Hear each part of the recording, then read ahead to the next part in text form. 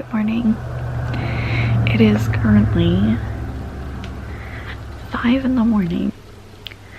I'm just getting up now and gonna get ready to leave. We're gonna get on a bus. It'll take us roughly 4 hours to get to Boston, and then we're gonna Uber it to the pier. So excited. Let's go.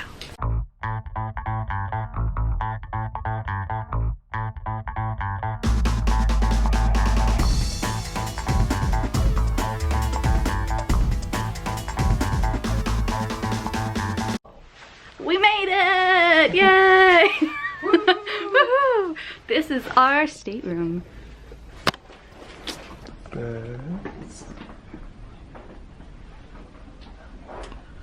Bathroom.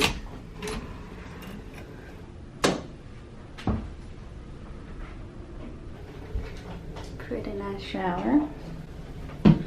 Oh, you step up just to give you a heads up, Mom. Oh, the roof.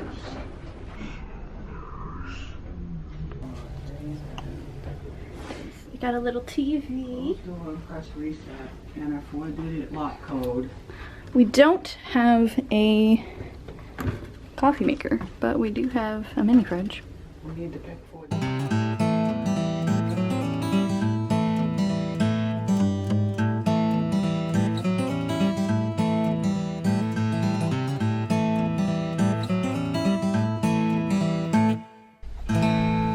Good morning, friends. It's early. It's almost 8. We woke up a couple of hours ago. I can't really even hold the camera straight because the boat is rocking so badly right now. Yeah, so it's a bit of a rough morning. Very. But hopefully we'll just get used to it, or it'll lighten up or something. Here's hoping it gets better.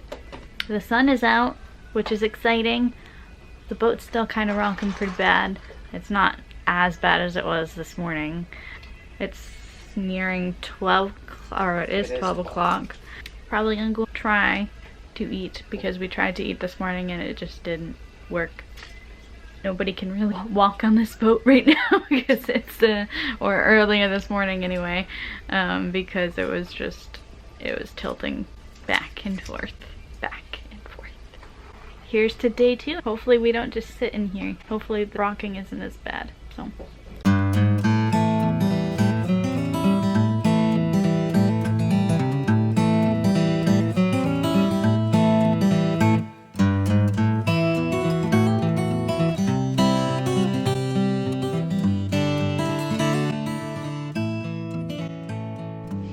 Hey again, it's still day 2. It is currently 2:40 in the afternoon. My mom and I are feeling so much better. We actually went out and got a bite to eat. We still haven't really eaten much. The most important thing on a trip like this is to really listen to your body and make sure that you're nurturing it the way that you need to. If your body is telling you not to eat, do not eat, because more than likely you'll end up getting incredibly sick. If it's telling you you need to hydrate, drink as much as possible. If it's telling you you need to sleep, which my body was doing earlier today, and I felt so much better after getting like an hour of a nap in. And then we got out and we ate something and much better. Not sure what we're gonna do next, but I will take you along for the ride. We actually just got back from watching some poolside dancing, which I will show you a clip of here by the magic of editing. Now let's 1, 2, 3, now back. 1, 2, 3, look down, up, kick and turn. Yes. Now to the left. So, yes, we arrive in Bermuda tomorrow afternoon in about less than 24 hours actually. So I'm super excited to bring you along for that. So stick around. Let's go. So one thing I did want to mention is that we're actually on a freestyle cruise, so they give you a freestyle daily newsletter that tells you everything that's going on. You dine when you want. There are only certain venues that make you dress up, so you can choose whether you want to go with something fancier or less fancy. It tells you the forecast for the day, when sunrise is, and when sunset is. And then inside, you have all of these things that are going on. So we have the Deal or No Deal.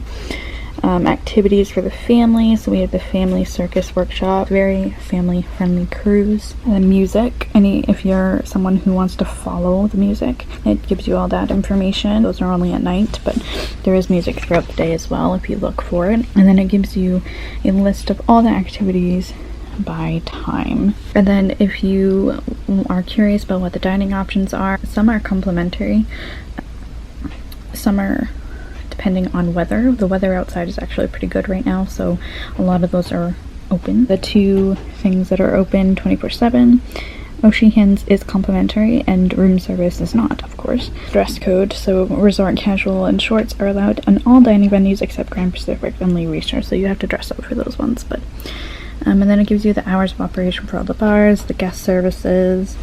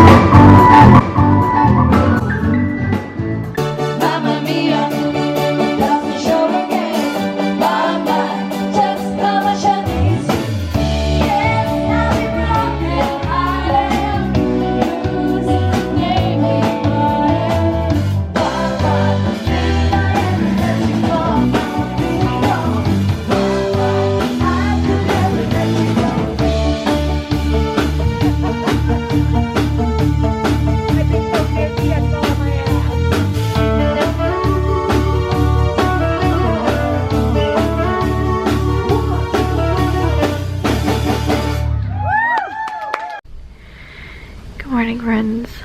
It is day 3 of us being on a vacation and day 2 of being out to sea. We're going to be arriving in Bermuda at 1 o'clock today. It's currently 8 a.m. I think my mom just stepped up to go get coffee. Last night was interesting. I'm still exhausted. My throat hurts because we actually went to a dance party and with one of the ship's bands. It was a very interesting experience.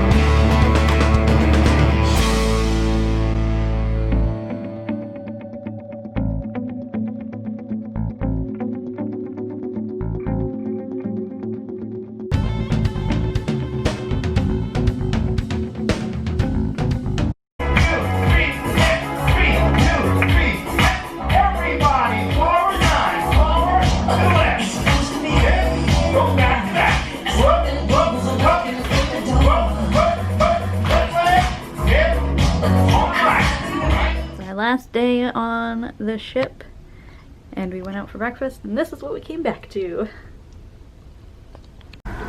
Okay, so I'm gonna give you a brief explanation of what happened on the night that I didn't film, and you guys saw the clip of the morning after where I was like, last night was interesting. I want to explain a little bit why it was interesting.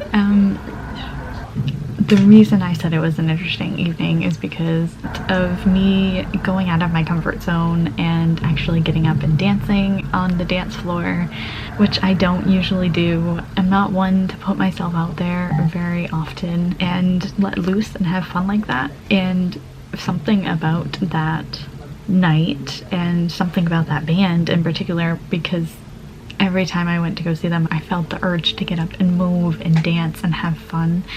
And that's what I ended up doing that night. So I even dragged my mom along, you know, and she's not like that either. So that was the reason I said it was such an interesting night, is because I went out of my comfort zone. And that wasn't the only night that happened. We went to go see them a few nights later, and we ran into two lovely women that were also from Maine that I had briefly met at the bus terminal when we were leaving to go to Boston, and we ended up getting a few drinks, and I had one too many, and we ended up dancing and singing and having a really great time. And I was more than a little tipsy. I think I kept going back to their shows after that, and it just didn't feel the same, but I think it was because I was kind of chasing that feeling that of me wanting to go out of my comfort zone. But then the old me, my conscience was coming back, and it was like, no, don't come out of your comfort zone, come back. Come back where it's comfortable. So yeah, I think I just kept going back to their shows because I was chasing that feeling. But it was really great to go to their show and to feel that and to want to really let loose and have a good time with them as a band, you know. I just wanted to clarify what exactly happened that night, because the way I said it sounded weird.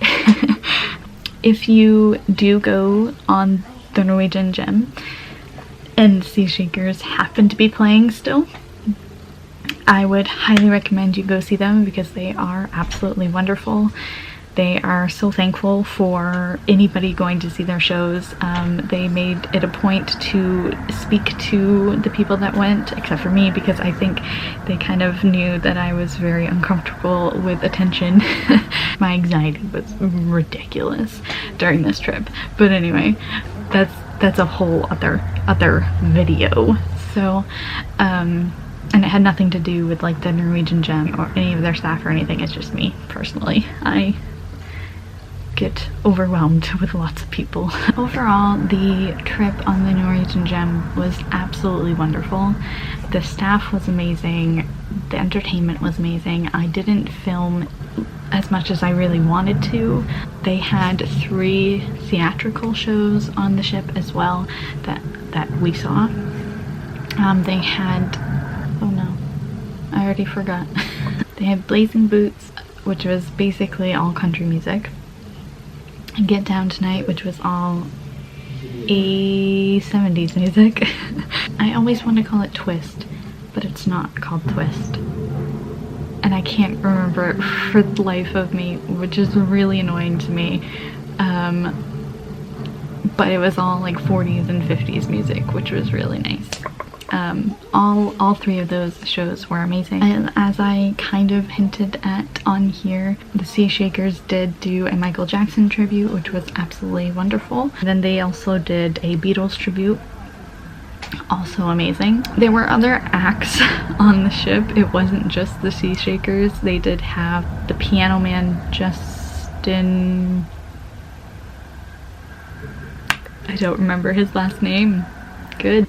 He was really good. He did both piano sets, and then he also did like beatboxing master classes, which I didn't go to, but I saw they were on there and I heard him from my stateroom most of the time. They also had Leo, the guitar player guy.